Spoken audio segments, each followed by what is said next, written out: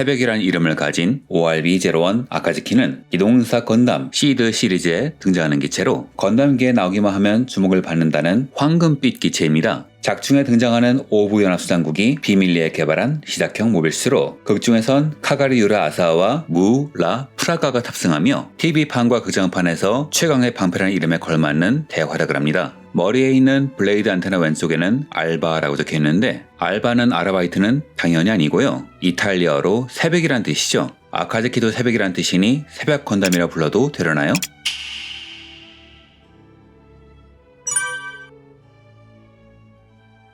이 기체의 배경을 이해하기 위해선 시드가 만들어진 배경을 이해할 필요가 있습니다. 전작인 시드가 퍼스트 건담을 21세기에 맞춰 만들었다면 후속작인 시드는 퍼스트 건담의 후속작인 기동전사 제타 건담을 베이스로 한 21세기 버전이죠. 이런 관점에서 보면 이 기체는 크와트로 바지나의 기체, 백식에 해당하는 기체라 볼 수 있을 겁니다. 사실 오마주가 너무 노골적이죠. 금빛으로 빛나는 것도 그렇고 어깨에 한자가 적힌 것까지 백식의 오마주가 강합니다. 그래서인지 작중에서 무의 포지션은 제타 건담의 샤아와 상당히 비슷해요. 시대에서는 기억을 잃은 가면남 네오 로아노프가 등장하는데 샤아는 건담계 가면남의 대표 주자이며 제타 건담에선 카미우 비단의 멘토이기도 했는데 그는 가면을 쓴 남자, 그리고 시드에서는 키라의 멘토 역할을 맡기도 했었죠. 시드 세계관에서 개발되었던 모빌 수에는 항상 중립국인 제3국 오부 연합수장국이 깊게 얽혀있죠. 초기 기체인 G8 시리즈도 오부가 개발한 것이고 아스레이도 마찬가지로 오부가 개발했으니까요. 아카즈키도 마찬가지입니다. 오부의 공기업인 모르겐 레트의 협력으로 인해 대서양 연방은 오부의 차원 위성 식민지인 헬리오폴리스에서 G8 시리즈인 듀엘, 버스터, 블리츠, 이지스, 그리고 스트라이크 등의 5개의 기체를 개발했습니다. 이때 모르겐 레트는 자국을 방위할 기체를 만들기 위해서 연합의 기술을 몰래 빼돌렸는데 이때 만들어진 것이 완전히 별개의 컨셉을 지닌 아스레이, 그리고 X100 계열 프레임을 활용한 이번의 주인공인 건담 아카즈키죠. 그래서 이제 아카즈키는 퍼스트 시즌의 기체, 특히 스트라이커와 공통점이 많은데요. OS는 내추럴도 쓸 수 있도록 커스터마이징 되어 있지만 정작 초기 화면은 스트라이커와 같다던가 백팩을 교환하여 여러 상황에 대응하는 개념, 본체가 막을 수 없는 성격의 공격을 막기 위해 만들어진 실드라는 개념은 스트라이커와 아주 비슷합니다. 그래서 그런지 1대100 무등급 프라모델 키트는 아예 2003년에 개발된 MG 스트라이커 건담의 디테일을 그대로 따오기도 했죠. 여하튼 여러가지 측면에서 스트라이커의 데이터를 유용한 측면이 많이 보이며 스트라이커 루즈의 파일럿인 카가리가 이후에 아카즈키를 탄 것은 결코 우연이 아닐 겁니다. 그런데 재미있는 것은 스트라이커와 같은 시기에 만들었음에도 정작 실전 투입은 한참 뒤였다는 거예요. 아카즈키는 코스믹 에라 71년 5월 키라가 프리덤을 강탈한 후 아크 엔젤과 합류하여 오브에 입항한 시점에는 이미 완성되어 있었습니다.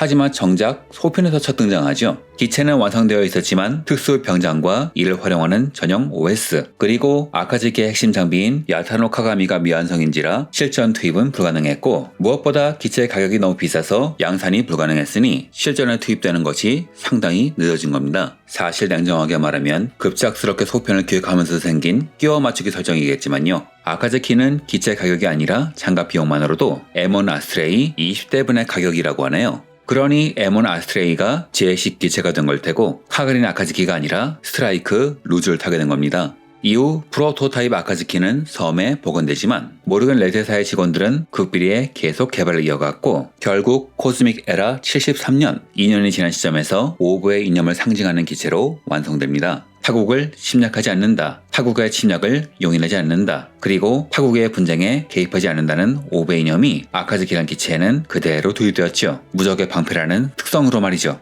개인적으로는 일본을 모티브로 한 오브가 이런 이념을 내세우는 게 좀 어색하달까요? 엄격한 보안 하에 개발되었기 때문에 개발을 직접 지시한 우즈미, 카가리의 호위를 맡았던 레도니르, 키사카, 그리고 설계를 맡은 에리카 시몬즈 외에는 존재를 몰랐으며 심지어 오브군의 데이터베이스에도 등록되지가 않아서 처음에 추격했을 때는 언노운 MS라고 표시될 정도입니다. 라는 건 설정상의 이야기일 테고 사실 이 기체가 이렇게 복잡한 배경을 가진 이유는 어른의 사정 때문이겠죠.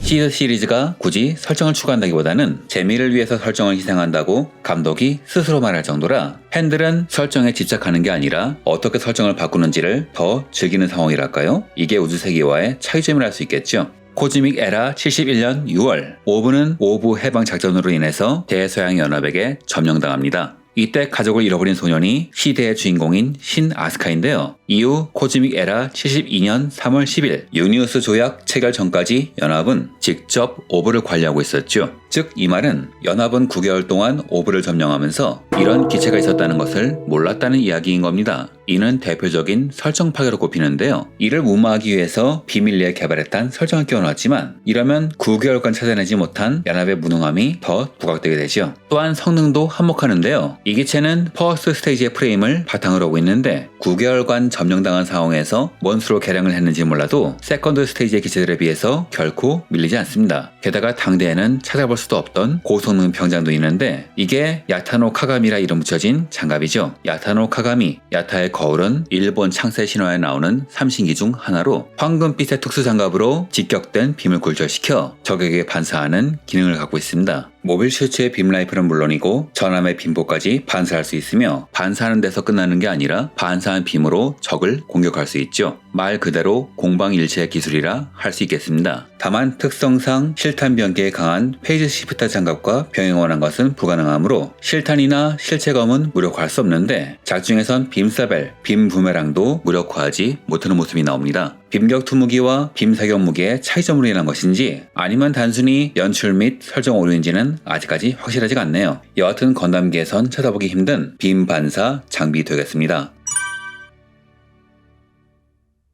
야타노 카가미라는 절대 무적의 방패를 가졌지만 정작 공격면에선 그리 투출한 무장이 없습니다. 내장 무기는 발칸뿐이고 그 외엔 빔사벨과 빔라이플인 샤크라이, 백라이뿐인데 이는 많은 전력을 쓰는 야타노 카가미의 특성으로 인한 문제지만 개량된 기술을 쓰기에 다른 퍼스트 스테이지 기체만큼 에너지난에 시달리진 않는다고 하네요. CJ 71식 방패는 실탄을 방어하기 위해 장비된 것으로 스페셜 에디션에선 실드 중앙의 검은 부분으로 미사일마저 막아냈습니다. 본체와 마찬가지로 격면 장갑을 채택하고 있으며 끝이 날카롭기 때문에 타격 무기로도 사용할 수 있죠. 참고로 본체로 빔을 막고 방패로 실탄을 막는다는 개념은 원래 베이스였던 스트라이커와는 정반대죠. 이 기체는 격면 장갑이라는 최강의 방패를 빼면 그야말로 평범한 기체입니다. 그래서 스트라이커와 마찬가지로 스트라이커 팩 시스템이 도입되어 대기권에선 오와시, 우주 공간에선 시라누이란 장비를 사용합니다. 오와시는 휜족지 참수리, 개수리를 말하는 것이며 시라누이는 일본 큐슈에 전해지는 전설에 나오는 도깨비부를 말하죠. 음력 7월 말에 나타난다고 하는데 그 실체는 대기 광학 현상이지만 과거에 과학 같은 건 몰랐던 어민들에게는 그야말로 도깨비불이었겠죠. 오와시는 제트 엔진 4기와 로켓 부스터 2기, 에너지 빔포 2기를 장착하고 있습니다. 아음속으로 비행이 가능하며 저스티스의 파툼처럼 독립적인 행동도 가능한 무인 지원 전투기죠. 단 작중에선 그런 장면은 일절 나오지 않습니다. 시라누인 우주용팩으로 7개의 드래곤을 사용하여 전함 한 척을 방어할 수 있을 정도의 배리어를 전개할 수 있지요.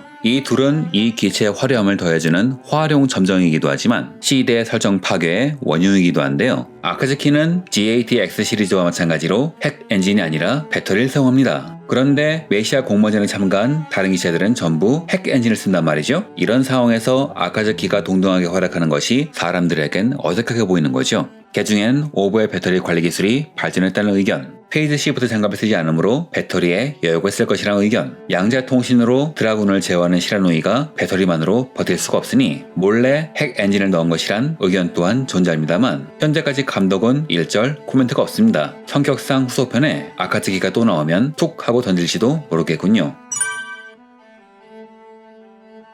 이 기체의 첫 등장은 오브를 침공한 자부트를 격퇴하기 위해서였습니다. 자부트에게 밀리던 전선을 회복하기 위해서 출격한 오와시는 자부트군을 상대로 훌륭한 활약을 하지만 신 아스카의 데스티니는 파일럿의 기량, 기체, 성능 모두가 높았기에 실드와 왼팔을 절단당하지요. 아마 이때 키라가 아니었음 카가린 죽었을지도 모릅니다. 이후 그녀는 오브의 원수로서 활동을 하게 되며 아카즈키는 네오가 탑승하게 되지요. 스테이션 1을 둘러싼 공방전에서 네오는 아칸젤을 공격하는 미네르바의 타노이를 막아냈는데 이는 시드 본편에서 무어의 마지막 전투와 같은 상황이었죠. 그때 그는 자신을 희생해서 아크헨젤 말을 지켜냈지만 이번에 아카즈키는 타노이즈를 완벽하게 막아냅니다. 그리고 그는 이때 충격으로 잃어버린 기억을 되찾죠. 여담이지만 TV판에서 무는 죽은 것처럼 묘사되었지만 이후 후속작인 시대에서 적으로 나오는데 이는 마치 제타 건담 최종화에서 행방불명된 크와트로가 이후에 적으로 나온 것과 많이 비슷하죠. 그리고 그는 이후 크와트로와 마찬가지로 금색의 기체를 타고 대활약을 하지요. 또한 시라누이는 공간 인식 능력이 필요한 드라군을 장비하는데 작중에서 시라누이를 장비한 시기는 네오가 파일럿이 된 시기이기도 하고 무의 첫 기체가 공간 인식 능력이 필요한 메비우스 제로였으니 팬들은 시라누이 장비를 무를 위한 장비로 인식합니다. 극장판에서는 전술한 오베 이념대로 최강의 방패로 대활약하죠. 파운데이션의 레퀴엠 공격을 모빌스 한 개의 힘으로 완벽히 막아내고 이를 그대로 레퀴엠에 반사하는 대활약을 하지요. 이는 승리를 결정짓는 최초이자 최고의 한 수, 불가능을 가능케 하는 남자는 그 이름대로 신화를 이뤄낸 겁니다. 오버를 위한 최강의 방패로 말이죠. 이렇게 반사된 빔은 레퀴엠에 치명타는 주지 못했지만 주위의 함선과 시설이 다 부서지는 바람에 레퀴엠의 방어력은 약해졌고 이후 기체가 손상된 아카즈키는 제우스 실루엣을 타고 전장을 이탈하죠. 그리고 이후 신의 데스티니 스펙2가 제우스 실루엣으로 레퀴엠에 마무리 공격을 합니다. 어떤 관점에서 보면 모빌스 20대분의 개발비가 들어가는 말도 안 되는 기체는 우츠미의 선견지명이 보이는 기체일지도 모르겠군요. 팬들은 즈고크의 대활약, 신의 분신술과 함께 감동적인 장면으로 평가합니다.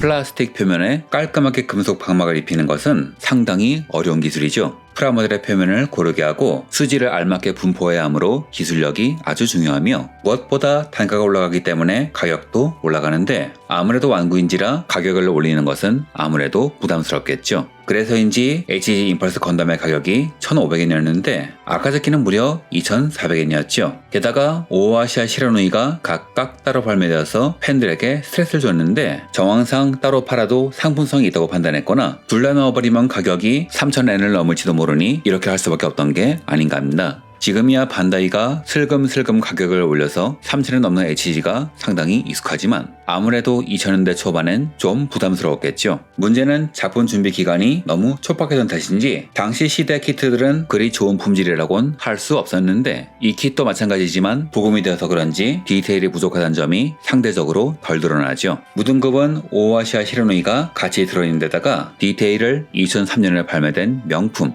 MG 스트라이커의 것을 따와서 외부 디테일이 상당히 좋죠. 세워만 두면 화려합니다. 당시 가격이 6,800엔이었는데 어지간한 MG값을 넘어가기 때문에 MG가 안 나올 거라는 생각은 했지만 설마 극장판이 나올 때까지 안 나올 줄은 몰랐네요. 가동성은 안 좋지만 디테일이 워낙 훌륭해서 지금 봐도 나름 훌륭한 키트죠. 물론 구할 수만 있다면요. 그리고 2024년엔 대망의 RG가 나옵니다. 어깨 문양으로 볼 때 극장판이 아닌 TV판 사양으로 보이며 그래서인지 극장판에선 우주에서만 활약하는데도 RG는 오아시 장비죠. 가격은 세금 제외 8,000엔으로 아주 고가인데 정작 팬들을 신경쓰게 하는 것은 RG 스트라이크의 소체를 사용하는지에 대한 여부일 겁니다. 각부 관절이 너무 부실했거든요. 일단 제품 소개 페이지에 보면 RG 스트라이크 건담의 부품을 유용한다고 하네요. 늦게나마 공개된 사진을 보면 수정을 하긴 했지만 거의 비슷한데 문제는 등짐이 코팅이라 일반 등짐보다 더 무거울 테고 그러면 과연 고관절과 발목이 버틸 수 있는지가 관건일 텐데 적어도 RG 스트라이크는 그건 무리였단 말이죠. 당장은 알 수 없지만 세월이 지난 뒤 어찌 될지 모르겠습니다. 어깨 부분은 조용히 다른 걸로 볼 때 임펄스나 프리덤 G12 버전을 바탕으로 부분적으로 개량한 것 같네요. 또한 제우스 실루엣도 말이 좀 나오는데요. 제우스 실루엣은 데스티니용으로 개발된 거점 공략 장비지만 위력이 너무 강하다는 이유로 메사이어 공모전에선 사용되지 않았다고 하는데요. 이후 모종의 경연을 거쳐 오브가 보유하게 되었죠. 그래서인지 극장판에선 무가 탄 아카즈키가 사용합니다. 문제는 프라모델은 데스티니 스펙2와 포함된 합본으로 나온다는 거예요. 즉 이 장비를 사용하는 기체는 두 개인데 단독으로는 판매하지 않기 때문에 천상 이 장비를 쓰고 싶으면 스펙2가 포함된 버전을 사서 연결해주면 된다 에서 끝나는 게 아니라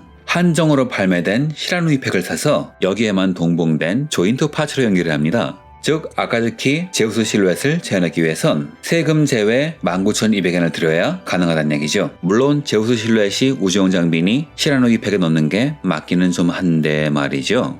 요즘 장난감은 참 비싸네요. 이 기체의 야타노 카가미는 천하무적의 방패이지만 덕분에 게임에서의 취급은 좀 애매합니다. 플레이스테이션2용 게임 기동사 건담 시드 연합대 자프트2에서는 시스템적으로 적의 공격을 반사할 수 있지만 슈퍼 로봇대전 시리즈 SD 건담 G제너레이션 시리즈에선 그냥 빔 무효로만 처리하며 그나마 슈퍼 로봇대전 Z에서는 입수한 후엔 빔 공격을 하는 적이 나오지 않기 때문에 기체가 활약할 장면이 거의 없다고 할 수 있죠. 게다가 이후 나온 슈퍼 로보데전 K에서는 무호의 능력치가 시드가 발동한 카가리보다 떨어지기 때문에 써먹기가 참 곤란합니다. 그나마 제대로 활약한 것은 슈퍼 로봇대전 L인데 여기서도 야타노 카가미보다는 강력한 맷병기로 활약했죠. 그나마 지상에 내려가면 5호와시를 장착하는 바람에 맷병기를 쓸 수 없는 등 게임에선 어딘가 하나씩 어정쩡한 부분이 많습니다. 즉 무적의 방패의 설정은 밸런스가 중요한 게임에선 무리가 있는 설정이었다는 것이죠. 다음 영상도 기대해 주시길 바라며 이번 영상은 여기서 마치겠습니다.